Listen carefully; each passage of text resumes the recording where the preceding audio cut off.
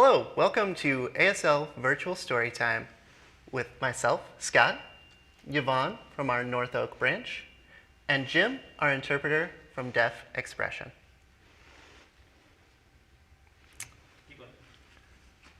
We're going to start by saying hello.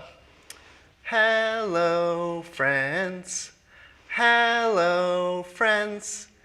Hello, friends. It's time to say hello. Thank you for singing with us. Hi, friends. I hope you had enjoyed singing with Scott. Now, today's story is about why a spider has long legs. But to start, I'm going to say a story, and then all of you call back to me a story. Are you ready? A story, a story. Good job, guys. Now, this is a story about Anansi the spider, way back in the beginning, a long time ago. Now, at that time, Anansi was a round little fellow with a round face and a round body and 8 short legs. Anansi lived with his wife in a house just outside the village, and every day he would go walking out into the world to see what he could find. He especially liked to find good things to eat, and he was always stopping in at a friend's house at breakfast time, and lunchtime, and dinner time. So this day, Anansi was walking by the baboon's house, and in front of the house he saw a fire with a cooking pot over it, and he smelled something good in the cooking pot. "Oh ho, my friend baboon," Anansi said. "What are you cooking there in that pot?" "I am cooking greens and peppers," the baboon said. "Greens and peppers, that is my very favorite of all," Anansi said. "And how wonderful it smells. You're a great cook, my friend." The baboon was flattered that Anansi would say so and smiled widely. "I would be happy for you to stay and eat with me," he said, "but it won't be ready for some time now." "Oh, that is too bad," Anansi said, thinking fast. He did want to stay and eat, but he didn't want the baboon to find chores for him to do in the meantime while the greens and peppers cooked. "I have some important business in the village that I can't delay. But wait, I have an idea. I will spin a string of silk and tie it about one of my legs and leave the other end here with you. When the greens and peppers are finished cooking, you can tug on the string to let me know it is time to eat." That baboon thought that this was a very clever idea, so that is what they did.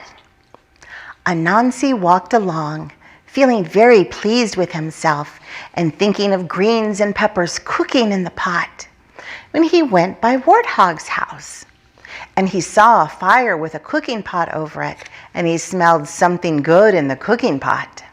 "Oh ho, my friend Warthog," Anansi said. "What are you cooking there in that pot?"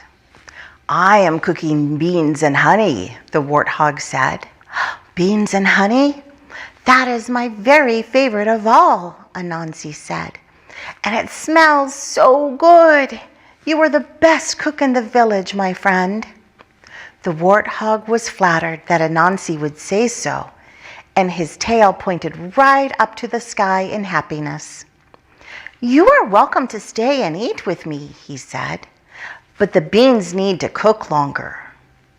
"Oh, that is too bad," Anansi said. "I have an appointment in the village that I must attend to now. But I have an idea. I will spin a string of silk and tie it about one of my legs and leave the other end here with you. When the beans and honey are finished cooking, you can tug on the string to let me know it is time to eat." The Warthog thought this was a very clever idea, and so that is what they did. Anansi walked all through the village, talking to his friends and seeing what was cooking in every pot. He smelled cassava and yams, millet cakes, and okra stew.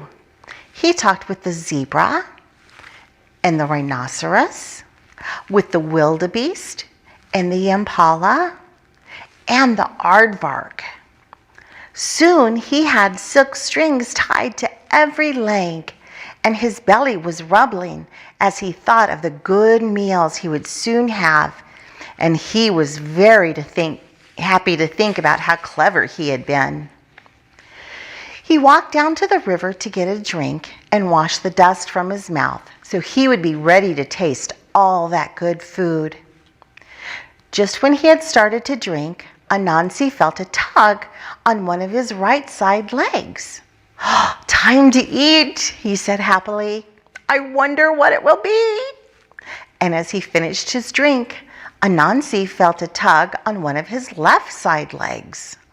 "Wonderful, wonderful, time to eat."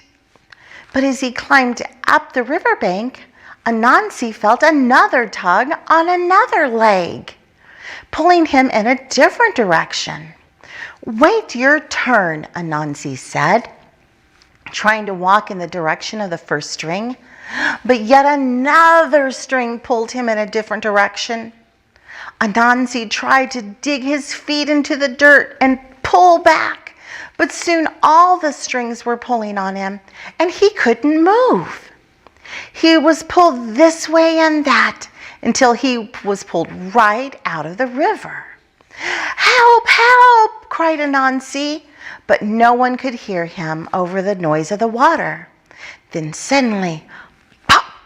All the strings broke at once, and Anansi dropped into the river. Now Anansi was very frightened, for he had never learned how to swim. But to his surprise, he found his feet could touch the bottom of the river, and his head stayed above the water. The strings on his legs had stretched them to twice their length. Anansi waded to the riverbank and scuttled home, trying to think of a clever way to explain to his wife what happened, without telling her he had tried to get dinner with his friends. And whenever you see Anansi today, he runs quickly on his long legs, eager to get to his next meal, for he still has a round head and a round body, and he still likes good foods. All my friends will say, "A story, a story," and I will tell you, the story is done. That was a neat story about what happened to the spider. So now we've got a rhyme about spiders. Okay, are you ready to count with me? One little spider, feeling rather blue. Along comes another, and now there are two. Two little spiders climbing up a tree. Along comes another, and now there are three. Three little spiders spinning by the door. Along comes another, and now there are four. Four little spiders glad to be alive. Along comes another, and then there are five. Five little spiders. All their webs are spun. Whack goes the broom, and now there are none. Those poor little spiders. All right, our second story today is called Filling the Room. Once there was a man who had 3 sons. One son was a farmer and grew grain and hay. One son was a shepherd and raised sheep in the hills. And the third son was a painter who painted sunsets and stars at night. All 3 worked hard and were clever and good. Now, there came a time that their father wanted to move into another house. He had decided to give the house he lived in to one of his sons, but he couldn't decide which one. So he thought of a contest to help him decide. He called his sons together and gave them each 10 pieces of gold. Then he showed them a room of the house that was quite empty of furniture. "Here is what I want you to do," their father said. "Take the 10 pieces of gold to the market and buy as much as you can to fill the room, front to back, top to bottom, side to side. Whoever fills the room will have the whole house." The three sons laughed at the contest. They drew straws among themselves to decide to go first. The son who was a farmer drew the short straw and went first to the market. "What do I know about?" the farmer asked himself. "I know about hay and how to get a good price for it. I will buy hay and fill the room." So he bought all the hay he could with 10 pieces of gold, and that was a lot. He got his brothers to help him load wagons with the hay, and they carried it back to the house and stuffed it in the room. It filled the room side to side and front to back, but not top to bottom. The hay weighed itself down and settled and sank, and the room was only halfway filled. But it was still impressive, and the brothers congratulated the farmer on his cleverness. Now the other two sons played rock, paper, scissors to see who would go next, and the shepherd's scissors cut the painter's paper. The next day, while the father and his two sons cleaned the hay out of the room, the shepherd went to the market. "Well, what do I know about?" the shepherd asked himself. "I know about wool and how to get a good price for it. I will buy wool and fill the room." So he bought all the wool he could with 10 gold pieces, and that is a lot. He got his brothers to help him load wagons with the wool, and they carried it back to the house and laid it on the floor and pushed it up against the wall. It filled the room side to side and top to bottom, but not front to back. They tried to fluff it up, but the wool would only stretch so far. But it was still impressive, and the other brothers congratulated the shepherd on his cleverness.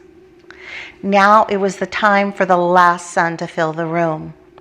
The next day, while his father and his two brothers cleaned the wool out of the room, the painter went to the market.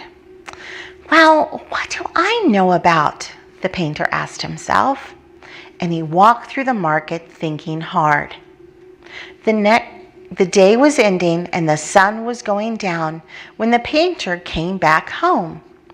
His brothers and father were glad to see him, but surprised that he had no carts with him, no friends to help him bring anything in, nothing at all. "I can give you back these," said the painter, and gave his father back the gold pieces. "But didn't you buy anything at all?" his father asked. "Well, one little thing," said the painter, "but it only cost a penny." His brothers shook their heads. "It is not much of a contest if you give in," said the father. "You should try again tomorrow," said the shepherd. "We can wait." "But the room is full," the painter said. "I will show you." They went into the empty room, dark now because the sun had set. And the painter reached into his pocket and pulled out a candle and some matches. He lit the candle, and the light filled the room from bottom to top, front to back, and side to side. The father and his son smiled at each other in the candle's glow, and they all agreed that the room was full. "Certainly the house is yours," said the father to his son, the painter. "Well, it is too big of a house for me by myself," said the painter, "but my brothers will help me fill the house." So all three brothers lived in the house, with sheep well fed from the farmer's hay and grain, and warm socks made from the shepherd's woolly sheep, and on every ceiling painted stars. And if they haven't moved yet, they are living there still. The end. Wasn't that nice of the brother to share the house with his other two brothers?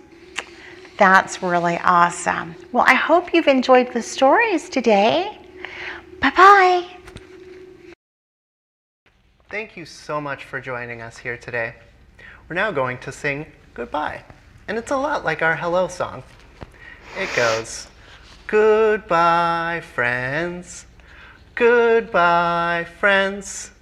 Goodbye, friends. It's time to say goodbye."